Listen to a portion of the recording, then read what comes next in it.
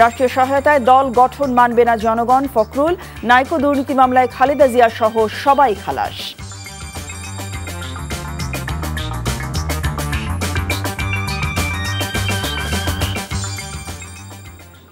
আসসালামু আলাইকুম, জসিন্তা জিনিয়া স্বাগত জানাচ্ছি এনটিভির সন্ধ্যার খবরে।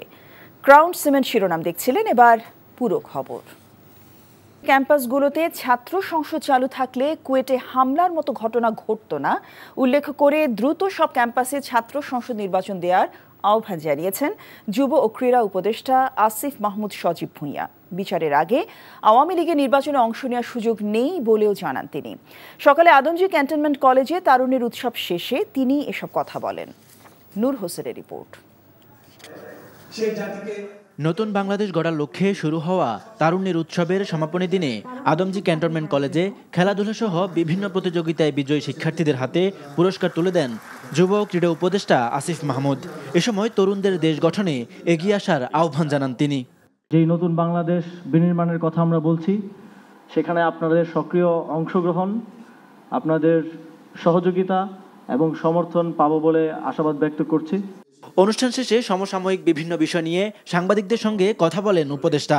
কুয়েটে হামলার ঘটনায় জড়িতদের বিরুদ্ধে ব্যবস্থা নেওয়া হচ্ছে বলে জানান তিনি। বলেন, নির্বাচিত ছাত্র সংসদ থাকলে এই ধরনের ঘটনা এড়ানো যেত।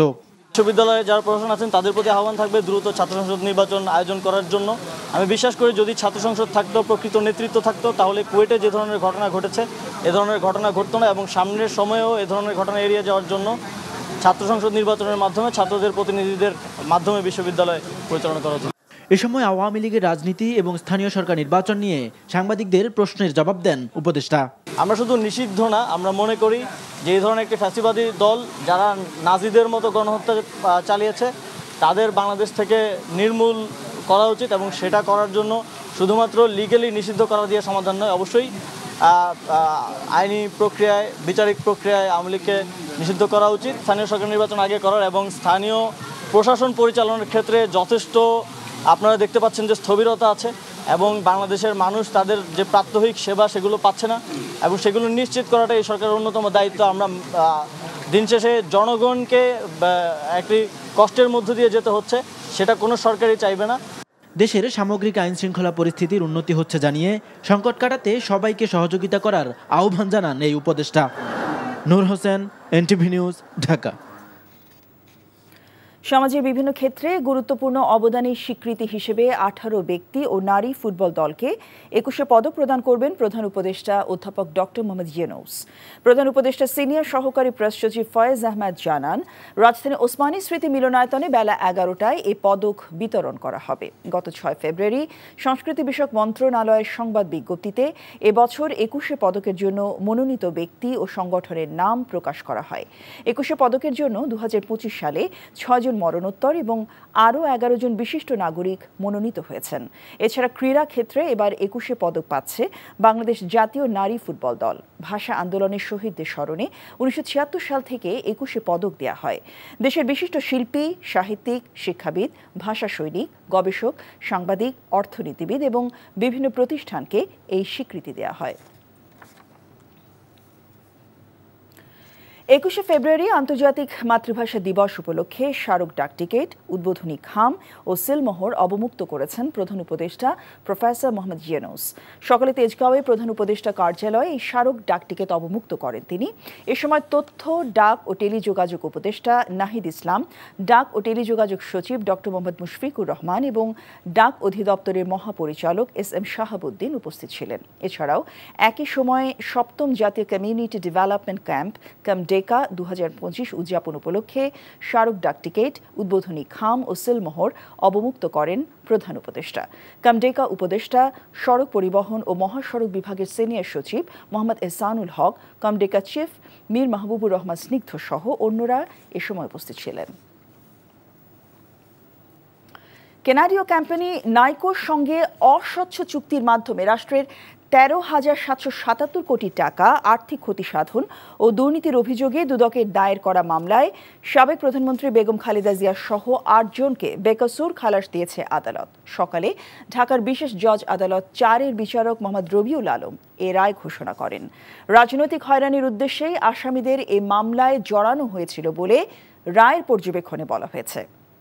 জুনায়েদ আল হাবিবের রিপোর্ট। বহুল প্রতীক্ষিত নাইকো দুর্নীতি মামলার রায় ঘোষণা উপলক্ষে বুধবার সকালেই আদালতে জড়ো হন আসামি পক্ষের আইনজীবীরা। এরপর বেলা 11:15টায় ইজলাসে ওঠেন ঢাকার বিশেষ জজ আদালতের বিচারক রবিউল আলম। তারপর 5 মিনিটের জন্য খাসকামরায় চলে যান তিনি। ফিরে এসেই 5 আসামির উপস্থিতিতে সংক্ষিপ্ত রায় পড়া শুরু করেন। রায়ে বেগম খালেদা জিয়া সহ সবাইকে খালাস দেয়া হয়। তুলে ধরেন বেশ কিছু পর্যবেক্ষণও। বেগম খালেদা জিয়ার বিরুদ্ধে 39 জন সাক্ষীর একজনেও বেগম খালেদা জিয়ার বিরুদ্ধে কোনো সাক্ষ্য দেন নাই, একজনেও দেন নাই। এবং এই মামলার মধ্যে গত 16 বছর বেগম খালেদা জিয়াকে অপমান অপদস্থ করবার জন্য, শুধুমাত্র রাজনৈতিকভাবে তাকে মাইনাস করবার জন্য এই মিথ্যা মামলাটা দিয়েছিল। আজকে মাননীয় আদালত আজকে রায়ের মধ্য দিয়ে বেগম খালেদা জিয়াকে খালাস দিয়েছেন, পাশাপাশি অন্য সকল আসামিকেও খালাস দিয়েছেন। রায়ে সন্তোষ প্রকাশ করে আইনজীবীরা বলছেন, শেখ হাসিনার দুর্নীতি ধামাচাপা দিতেই রাজনৈতিক হয়রানির উদ্দেশ্যে বেগম জিয়াকে এই মামলায় আসামি করা হয়েছিল। আসামিদের হয়রানি করার কারণে ভুক্তভোগীদের ক্ষতিপূরণ দেয়ারও দাবি জানান আইনজীবীরা।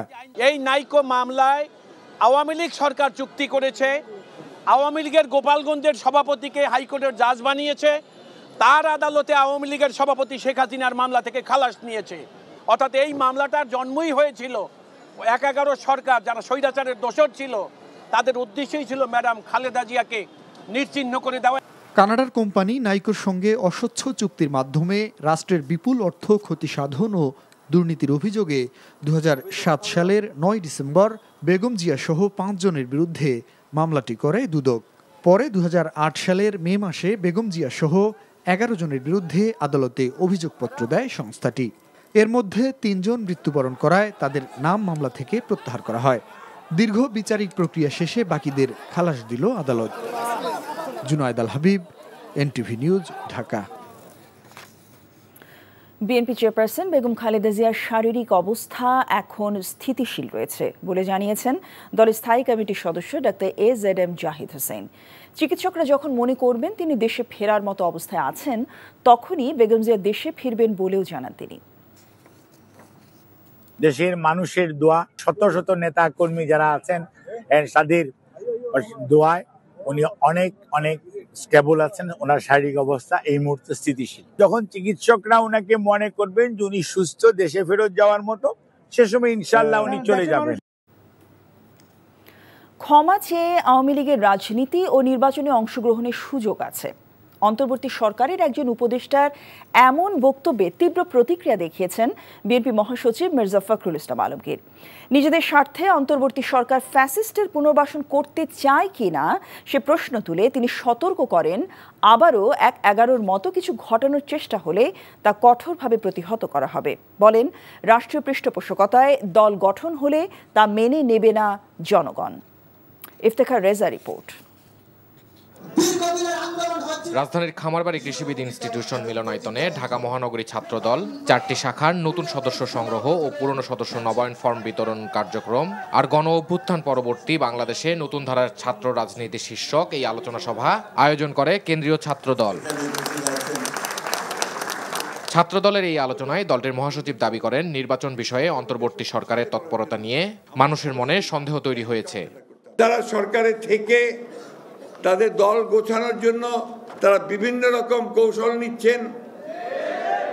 সেই কৌশল নিলে তো আমরা তা হতে দেব না, এই দেশের মানুষ তা হতে দেবে না। এই অন্তর্বর্তী সরকারের কেউ নিরপেক্ষতা হারায়, তাহলে আরেকটি নিরপেক্ষ সরকারের প্রয়োজন হবে। আবারও হুঁশিয়ার করে বলে দিতে চাই, যদি আবার কেউ সেই 1-11 কথা চিন্তা করেন, গণতন্ত্রকে বিসর্জন দিয়ে আবার সেই একদলীয় শাসন বা ফ্যাসিস্ট সরকারের দিকে যেতে চান, তারা কখনোই জনগণ তা মেনে নেবেন না। বিএনপি মহাসচিব স্থানীয় সরকার উপদেষ্টার বক্তব্যের কঠোর সমালোচনা করে নিজেদের স্বার্থে পলাতকদের পুনর্বাসন করা হচ্ছে কিনা এমন প্রশ্ন তোলেন। তারা এখন তাদের নিজেদের স্বার্থে ওই ফ্যাসিস্টদেরকেও তারা জায়গা দিতে চায়। এই কথাটা কালকে স্থানীয় সরকার উপদেষ্টা বলেছেন, হুইচ ইজ ডেঞ্জারাস। তার মানে কি আমরা এটা মনে করব যে তারা সরকারে থেকে তাদের দল গোছানোর জন্য তারা বিভিন্ন রকম কৌশল নিচ্ছেন? সেই কৌশল নিলে তো আমরা তা হতে দেব না।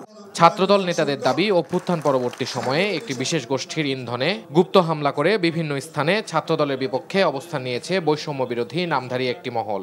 ছাত্রদলের সাংগঠনিক কার্যক্রমকে প্রশ্নবিদ্ধ করার জন্য একটি মহল লিপ্ত রয়েছে। আমরা বিগত সময়ে বারবার এই বাংলাদেশের গুপ্ত রাজনীতির অবসান চেয়েছি। ঢাকা বিশ্ববিদ্যালয়ে প্রশাসনের সাথে যতবার ছাত্রদলের মিটিং হয়েছে ততবারই ছাত্রদল গুপ্ত রাজনীতির বিরুদ্ধে বারবার অবস্থান ব্যক্ত করেছে।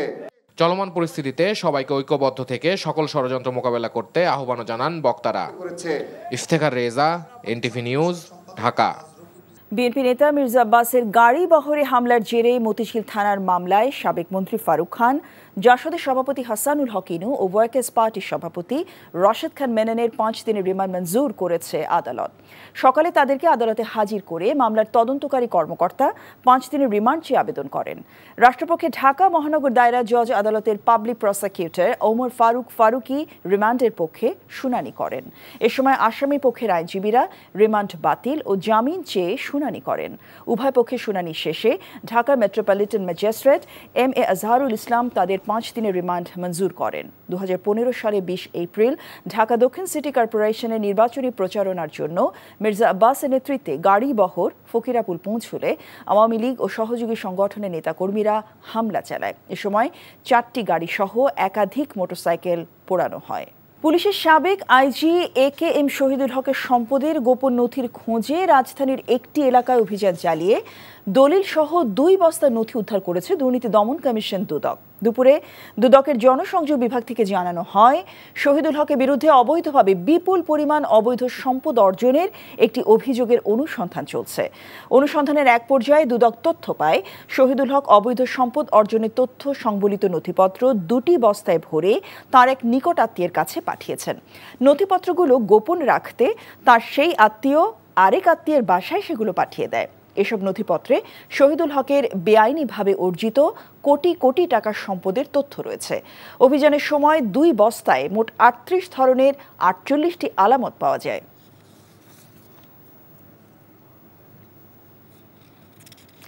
আগামী 26 জুন বাংলা প্রথম পত্র পরীক্ষা দিয়ে শুরু হবে চলতি বছরের HSC পরীক্ষা। বুধবার আন্তঃশিক্ষা বোর্ড পরীক্ষা নিয়ন্ত্রক কমিটির সভাপতি ও ঢাকা শিক্ষা বোর্ডের পরীক্ষা নিয়ন্ত্রক অধ্যাপক SM কামাল উদ্দিন হায়দার স্বাক্ষরিত HSC পরীক্ষার সময়সূচি প্রকাশ করা হয়। সূচি অনুযায়ী 26 জুন থেকে লিখিত পরীক্ষা শুরু হয়ে শেষ হবে 10 অগস্ট, আর ব্যবহারিক পরীক্ষা 11 অগস্ট শুরু হয়ে শেষ হবে 21 অগস্ট। পরীক্ষার মাঝে কোনো বিরতি থাকবে না। শিক্ষক সংকট নিরসনের দাবিতে তৃতীয় দিনের মতো কমপ্লিট শাটডাউন কর্মসূচি পালন করছেন বরিশাল শের-ই-বাংলা মেডিকেল কলেজের শিক্ষার্থীরা। দুপুরে মেডিকেল কলেজের শিক্ষার্থীরা বান্দ রোডে বিক্ষোভ ও মানববন্ধন কর্মসূচি পালন করেন। এর আগে সোমবার শাটডাউন ঘোষণার পর থেকে কলেজের প্রশাসনিক ও ছাত্র শাখার কার্যক্রম বন্ধ রয়েছে। কলেজের প্রধান 2টি গেট তালাবদ্ধ রয়েছে এবং গেট 2টিতে শাটডাউন লেখা ব্যানার ঝুলিয়ে দেওয়া হয়। ফলে বন্ধ রয়েছে একাডেমিক কার্যক্রম। আন্দোলনরত শিক্ষার্থীরা জানায়, কলেজে চলমান শিক্ষক সংকট নিরসনের দাবি না মানা পর্যন্ত তাদের এই আন্দোলন চলবে। তবে কলেজ প্রশাসন বলছে তারা বিষয়টি মন্ত্রণালয় সহ সংশ্লিষ্ট দপ্তরকে জানিয়েছে।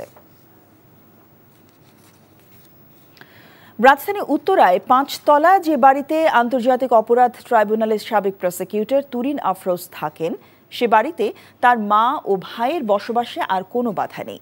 আজ সেই বাড়িতে তাদের বসবাস করা নিয়ে বিচারিক আদালতের দেয়া স্থিতাবস্থা বাতিল করে রায় দিয়েছেন বিচারপতি মোহাম্মদ সেলিমের হাইকোর্ট বেঞ্চ। উত্তরার 5 তলা সেই বাড়িতে 2002 সাল থেকে বসবাস করে আসছিলেন তুরিন আফরোজের মা শামসুন নাহার বেগম এবং তুরিনের ভাই শিশির আহমেদ শাহনওয়াজ। কিন্তু নিজের ক্ষমতা খাটিয়ে 2017 সালে মা ও ভাইকে বের করে দেন তুরিন আফরোজ। এরপর তা আদালত পর্যন্ত গড়ায়। বিচারিক আদালত তুরিন আফরোজের পক্ষে রায় দেয়। সেই রায়ের বিরুদ্ধে হাইকোর্টে শরণাপন্ন হন তুরিন আফরোজের মা ও ভাই।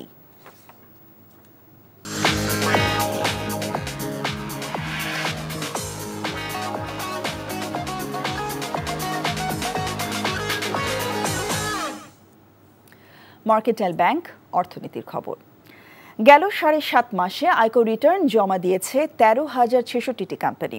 গত 1 জুলাই থেকে 16 ফেব্রুয়ারি পর্যন্ত হিসাবের ভিত্তিতে আজ এক বিজ্ঞপ্তিতে জাতীয় রাজস্ব বোর্ড এনবিআর এ তথ্য জানিয়েছে। বর্তমানে নিবন্ধিত 2.5 লাখেরও বেশি প্রতিষ্ঠানের মধ্যে প্রতি বছর গড়ে 35 থেকে 40 হাজার কোম্পানি রিটার্ন জমা দেয়। সাধারণত 1 জুলাই থেকে 15 জানুয়ারি পর্যন্ত কোম্পানি করদাতাদের রিটার্ন জমা দেওয়ার নির্ধারিত সময়সীমা থাকলেও এবছর 2 দফায় এই সময় বাড়ানো হয়, যার ফলে 3,100 কোটি টাকা কর্পোরেট কর জমা পড়েছে। আগামী 16 মার্চ পর্যন্ত কোম্পানি করদাতারা রিটার্ন জমা দিতে পারবে।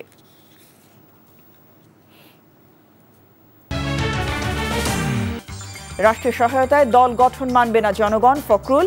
নাইকো দুর্নীতি মামলায় খালেদা জিয়া সহ সবাই খালাস। এই ছিল সন্ধ্যার খবরে। এই খবরের ভিডিও সহ আপডেট জানতে ভিজিট করুন এনটিভি অনলাইন www.ntvbd.com।